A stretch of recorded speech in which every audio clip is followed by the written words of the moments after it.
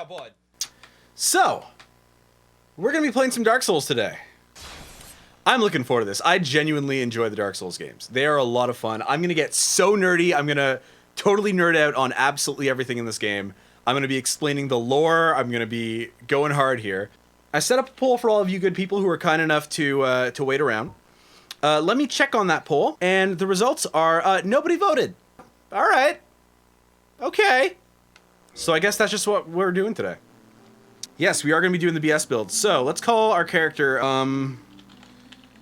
Scoots Magoots. How do I spell this? Scoots Magoo. All right.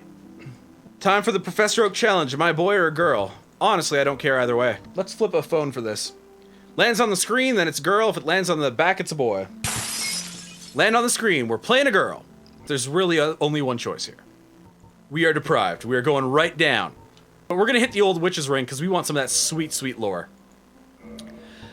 Physique, man. I really don't mind. Let's go 1, 2, 3, 4, 5, 6, 7, 8, 9. We got 9 of those. I'm going to whip out a nice little D10. Take a roll.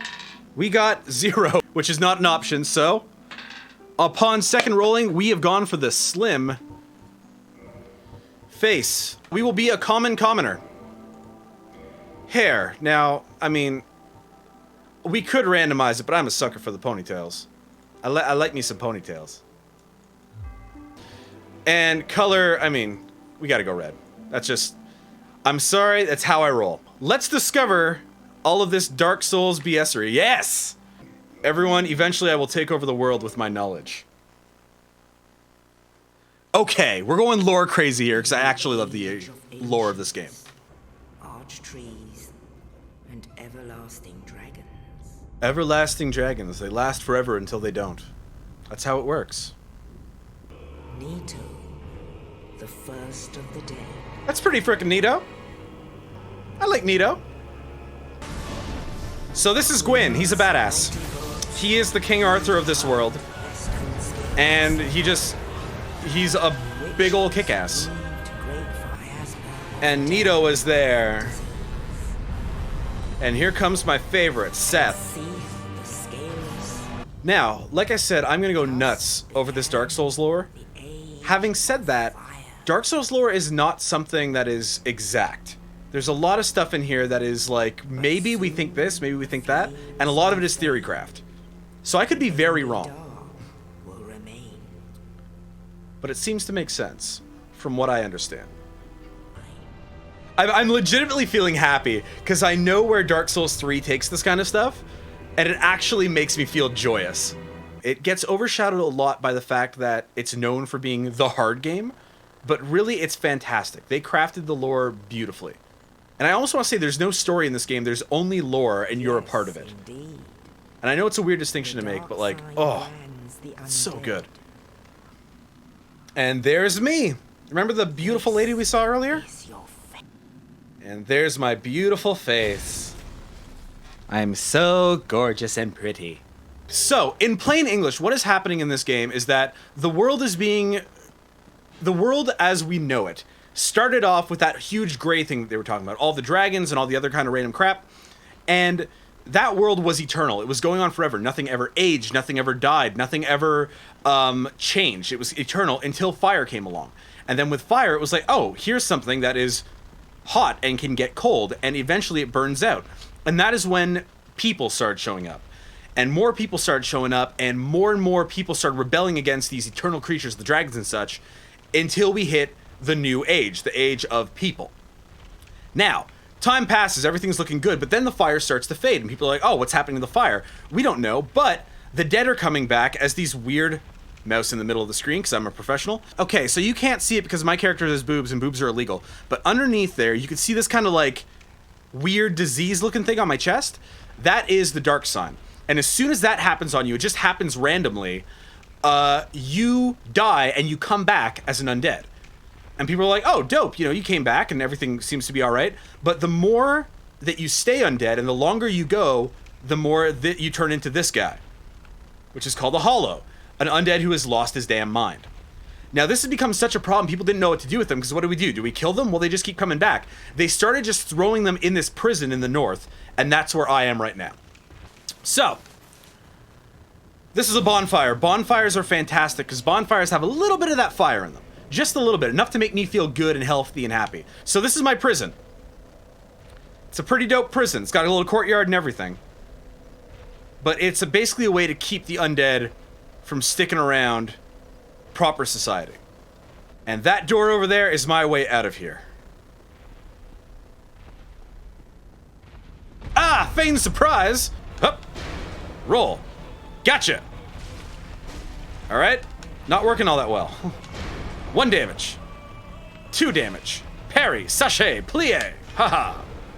Guys, I've got this. Look at our respective health bars. Y'all think that I can't do this? It's because y'all ain't got no faith. Heavy attack. Heavy attack. See, 4 damage. Not the best first attempt. This is fine. Dark Souls is fair. I'm going to say this a lot, by the way. Dark Souls is fair. This is why a lot of people thought that Dark Souls wasn't fair. That boss fight is absurd. The damage he does and the damage that you do not match. Because the real way to beat him is to not fight him at all. There's a little doorway here. We are bailing. We're heading the hell out of here. Let's get the club. Guys, we in the club. This is our endgame armor, guys. Endgame weaponry, guys. We got our wooden stick and our plank shield. Now, this is what's really cool about Dark Souls. There's not much that I could say that is a real spoiler. Because the way that they tell the story in this game is like this. Here's our buddy Oscar. Oscar is presently lying down in a bunch of rocks. That's it. So, where did these rocks come from? Is it just because this place is old? Maybe, but also, there's light shining on him. Oscar fell down from up there. What hit him from up there? Well, the demon that we fought dropped down from the ceiling earlier. That demon and Oscar had a quick little battle, and that demon knocked Oscar's ass through the roof into this pile of rubble. Oh, you. Love the storytelling in this game. To translate the bullshit that he said, he was saying, if you are undead, you're special. If you can escape the undead asylum, the place that we have all been sardined into because we all suck, then make your way to the place where the very first people began to roam the earth. That's the Gwyndu we saw earlier. That's the witches we saw earlier. The place where they once reigned is where you gotta go. And once you're there, ring a bell, and you will know the destiny of the undead. That is the actual plain English version of what he just told us. Oh, and this. Thank you, I needed that. Now he's dead. And you can actually see in the lower right-hand corner, that's the amount of souls I get. And they've just gone up. Because Oscar is now dead. Basically, my goal is to escape this place, kick some ass, go to the land of the undead lords, and figure out what the hell it is I'm meant to do.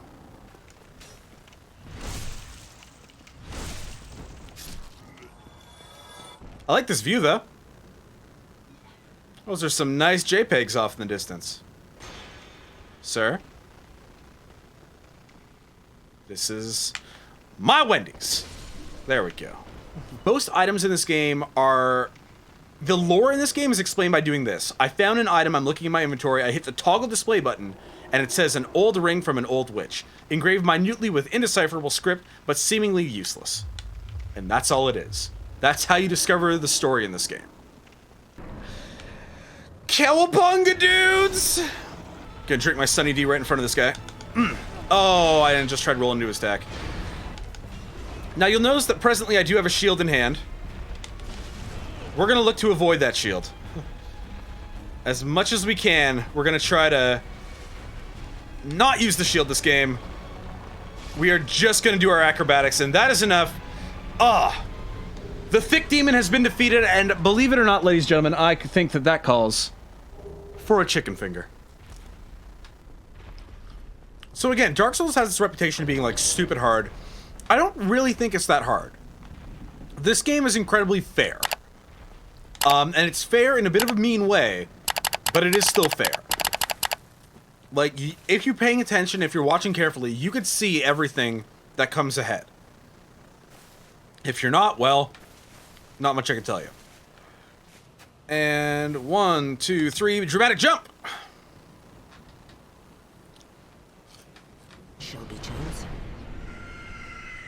It's the only way to properly eat chicken fingers.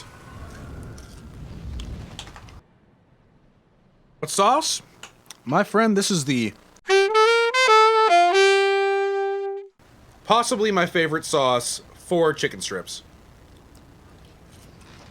You can disagree with me, and that's fine. There's nothing in the rules against being wrong.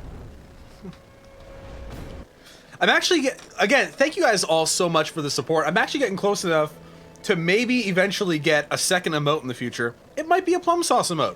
So, in this game, our currency is souls. In the bottom right-hand corner, you can spot it. Souls are used for leveling up, they're used for buying things, they're used for doing all kinds of BS. For now, we are just gonna start pumping our dexterity. This is Lordran. The cool thing about this world is that everything is old. However old you think this world is, it's older. All the geography you see, these are ruins that I'm standing in right now. The Age of Gwyn took place decades, if not centuries, after the Age of Dragons, because Gwyn lived for a really, really long time. His age went by, and then he eventually just kind of disappeared after a while. And then more ages went by, and that's when the fire started to fade. Which is why there's runes here right now, in this ancient land of lords. Anyway. There are actually 2 bells of awakening. That makes One's it harder. above in the undead church. The other is far, far below, in the ruins at the base of Blight Town. Ring them both, and something happens. Brilliant, right? This guy's basically YouTube comment sections. Have a feeling game, isn't It's it? hard, therefore you can't do Does it. it land the undead? This is how we're going to be handling things. Sir? Sir? My Wendy's, sir. Iframes. Oh, damn. Oh, I'm getting swarmed. Oh! Nailed it. Guys, calculate it. Go. Here we go. Hanging out with our good buddy Crestfallen Warrior. How you doing, friend? That's someone's soul. Got a weird little pool here. This part of the game has a whole bunch of skeletons that will attack me and will ruin my day. So what we're gonna do is we're just gonna grab some fun stuff. And we're gonna run, we're gonna run, we're gonna run, we're gonna run. Boom! Looking nice. I actually wanted to point something out yesterday. But didn't get a chance to. The opening part of the signifier actually has a painting. And it's a famous painting by René Magritte, which is actually one of my favorite paintings. I don't have very many favorite pieces of painted artwork, but this is definitely one of them. It's the famous Ceci n'est pas une pipe painting, which is a painting of a pipe, and it says, "This is not a pipe." And it is because it is not a pipe. It is a painting of a pipe, which are 2 very different things. But the point is, art is a representation of something, and not the actual thing itself. Please hit it. There we go. Nice. And because that is true, it also means that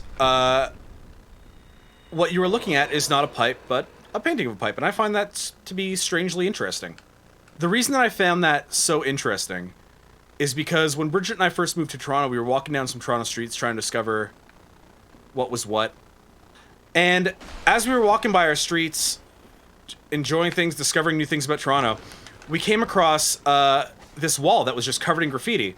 And one of the biggest pieces of graffiti on it, one of the biggest graffiti artworks on it, actually just said, "Ceci n'est pas graffiti." This is not graffiti.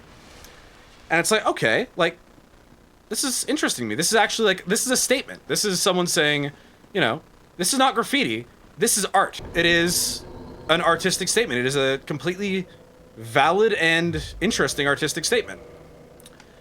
And that gave me this impression of Toronto that was like, you know, there are artists here. There are people here who are actually looking to send a message to do something amazing, whether that be in actual art and whether that be in graffiti. Ceci n'est pas graffiti. This is not graffiti. And then later on, we saw some more graffiti that was someone who wrote in Sharpie, "Pee poo." So what I'm trying to say is that there were differences in approaches. Keep rolling, keep rolling. Yeah. You can't see me, my time is now. Some of those statues are booby trap. I don't even mind. Oh. The skills. The moves. My buns. Firmer than diamonds. Alright, don't have much time. Oh, crap. Oh, damn it. Don't have much time to explain this, but essentially what I did was change this booby trap bridge into a non-booby trap bridge. Excuse me, sir. I ain't got time for this. Oh, no. Oh, no. So again, Dark Souls has this reputation of being, like, stupid hard. I don't really think it's that hard. This game is incredibly fair. And it's fair in a bit of a mean way, but it is still fair. So good at video games. So powerful. Dark Souls is not hard, and I will stand by that statement. I will definitely stand by it.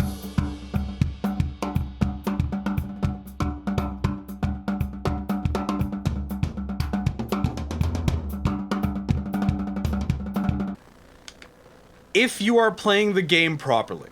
Okay, this is fine. Guys, I'm rolling. You can't touch me. I'm unkillable. Why did I do that? Guys, I'm so good at video games. You know what? We'll run together, friend. Yeah. Uh-oh. Uh-oh. Ah! It's our good friend, Patches.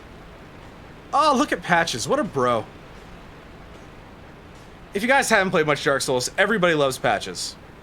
He is actually the coolest. Oh, crap. This guy actually can't climb ladders. Everybody, like, we don't have a respect emote, but if we did, throw some respect in the chat for our good friend, Trusty Andy Sandberg. What's going on, Andy? Huh? Oh, how are you then? I sort of lost my way. Lost this way. But when I came here, I didn't touch any levers. No, not me. Very peculiar, isn't it? Wait, did something happen to you? Something happened to me? No. Look at me like that. Oh, crap. I'm Trusty Patches. It's Trusty Andy. Everything's good with us, eh? Oh, come on. Take it. Aw. How nice.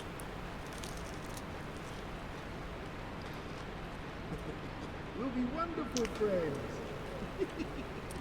Love that guy. He's the coolest. And where I want to go is here. There we are. Now that I'm in here, I have access to this. The Great Scythe, my actual favorite weapon in the entire game. I have insufficient strength to wield this properly, because Great Scythe requires 14 strength. Alright. The run will be this. We are going to be doing a Great Scythe and nudity run. But no armor, just a big-ass scythe and our charisma. No pads though, helmets, just balls, you're damn right. We're simple planning this. That was a reference I did not expect to show up today. I did not think we were referencing Simple Plan. I definitely owned that album when I was younger. I definitely, like, that album was the story of my life when I was younger. Are you kidding me? Oh my god. They said everything that I was thinking. Guys, one time my parents wouldn't drive me to the mall. Do you understand how heartbreaking that was? I will actually say, and this is kind of stupid. So I had this crush on this girl in elementary school, and it was like my first crush ever, right? Therefore, it was the most intense emotion that I had ever felt. Huge crush on this girl. And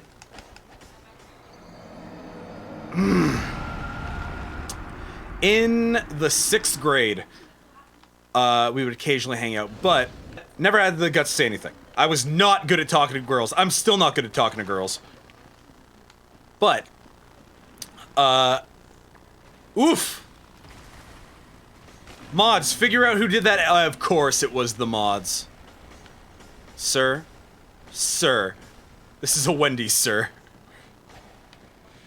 Alright. Alright, let's try to bait this guy here. Come on, buddy.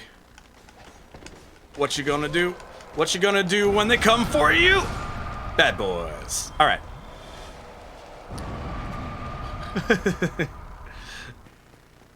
Alright, we're back in Firelink. Now we could actually start this game. Big crush on this girl. Had a crush on her forever. Never said anything because I'm bad at talking to girls. But, eventually, over time, I decided, all right, I've had a crush on this girl forever. She seems to like me at least a little bit. You know, she smiled once and she let me borrow a pencil. You know, elementary school stuff, right? So, next year, 7th grade, that's when we hit middle school. I'm asking her out day 1. Day 1 of middle school comes by. She's not there. That's fine. You know, some people don't show up on the first day. That's all right. I'll ask her day 2. She's not there. A week goes by. A month goes by. She changed schools that year, and I never saw her again. Now, I'm not saying that Simple Plan had all the answers, but for heartbroken 12-year-old me, Simple Plan were scholars. They had the answer to all of life's questions, such as, is it fair that the girl who obviously had her own life, who probably had no hint of a clue that I thought of her as anything other than a classmate, is it fair that she were to move away? No, it is not fair, said Simple Plan, and therefore, Simple Plan were my heroes. It was all because of you, You made me read on my heartbreak and I fell off the stairs. This cannot be my fault. This cannot possibly be my fault. I'm so good at video games. We're doing this stupid run. We're getting out of the first zone today. I'm not even gonna fight them. I don't even care if I'm on fire. Ha! Dodge, dodge, dodge. Oh god. For the record, this is why you don't do this in Dark Souls. Why do I play video games? Why do I play them? Why do I try? I'm sitting here going, oh guys, I'm so good at Dark Souls, only to give you this. You don't deserve this. Everybody unfollow. Let's start this frickin' video game. Rat. Dead. It's an ugly ass rat. Does not bode well for us. You got this, Mr. Strimmer. I am the best strimmer. I am the Dark Souls of strimmers. You know what's the Dark Souls of video games? It's not Dark Souls, it's Cuphead. Cuphead is the Dark Souls of video games. There are some moments in that game that are unfair. So this, by the way, is why I absolutely love the Scythe. It is not only because the damage that it does is fairly decent, but the range on it is broken. Oh my gosh. I'm not even spec'd for this weapon. I could hit the final boss from here. Guys, I'm a professional strimmer. Not sure if you noticed, but my income is literally in the dozens of dollars. Sorry, I shouldn't really say that. I don't want to, give that impression. It's in the dozen of dollars. There should be no S at the end of dozens. But it's still money. So, what ended up happening over the years was people began to realize that the undead curse was a problem. A big old problem. Because not only were,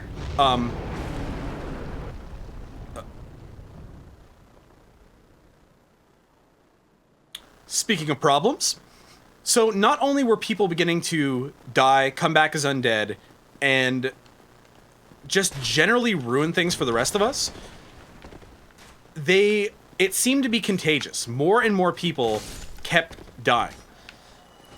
The place that we're in right now is called the Undead Settlement, and this is one of the places where all of the normal people ended up getting completely wrecked. Every normal person that had a chance of living a nice normal life kind of failed in that task. They caught the undead curse, they became undead, and now this whole area, including, once again, everything that you see in the background, because this game is fantastic at that, this whole area became flooded with undead. And that's when people realize, oh, there's a big problem happening. Why is the fire going out? How do we keep it going? We kind of need for this fire to keep going, because otherwise, every place on this planet is going to end up like this settlement.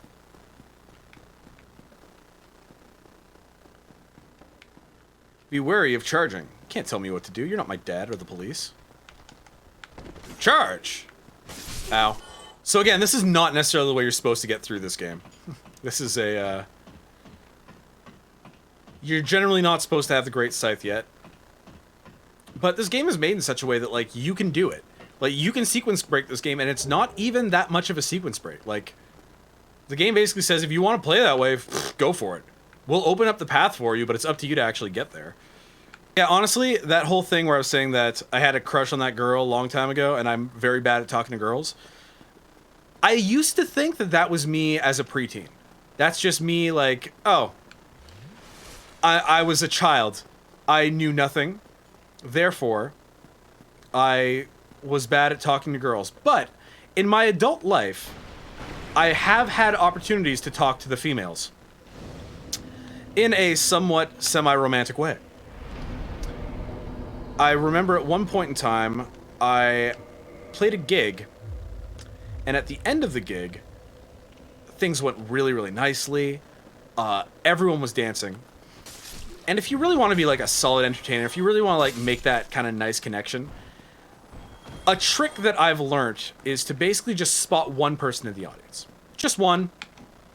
And neat. And basically play the show to that person. You don't have to play the show to the crowd. All you really got to do is play to that one person. And they will feel the connection. Everyone around them will feel the connection because they realize, you know, you're on stage. He's probably not looking at me, but it feels like he's looking at me. And that's always helped out. That night, it was a particularly pretty brunette in the front. I played my show, had a lot of fun, and I was playing to her. Making eye contact to her. Sending these little stick tricks, these little vibes, a few little winks and nudges her way. But again, I wasn't really thinking anything of it. I'm just, you know, I'm on stage. I'm having fun. Anyways, end of the night, packing up, putting my kit in the car, having a grand old time. And she shows up and says, "Hey, I really liked your show." I'm like, "Oh, thanks very much. Like, I really appreciate it. You know, I saw you dancing. It was a lot of fun. I'm glad that you were at it." And she's like, "Oh yeah, I like your shirt." A little bit off topic, but at the time I used to wear novelty shirts daily. I'm still wearing one right now, so I can't even really say at the time. But this one in particular had a drummer on it, and it said, "I like to bang." And I was like, "Oh yeah, you know, it's something I picked up." And she looks me dead in the eyes and say, "I like to bang too, a lot." And to give you an idea of how just generally intelligent I am, her statement made a loud airplane-style whoosh as it flew directly and eternally over my head. And I was like, "Yeah, funny shirt. Anyway, it's getting late. I'm gonna go home." And I did. That's the end of that story. And that should be the heaviest full stop that you've ever heard in your life. Because boy, oh boy, was that, like, that's a moment that's gonna stick with me. Every time I think to myself, you know what, I'm older now, I'm probably smoother, my brain will immediately go back to that point and go, "Oh, no, my friend, you are a fool." I am ashamed at how long it took for me to realize what had happened. It took more than one day, and it was a heavy realization. I'm pretty sure that when I realized it happened, it made an audible thunk somewhere in the back of my brain. But yeah, that's an indication of just how smooth I am with the ladies.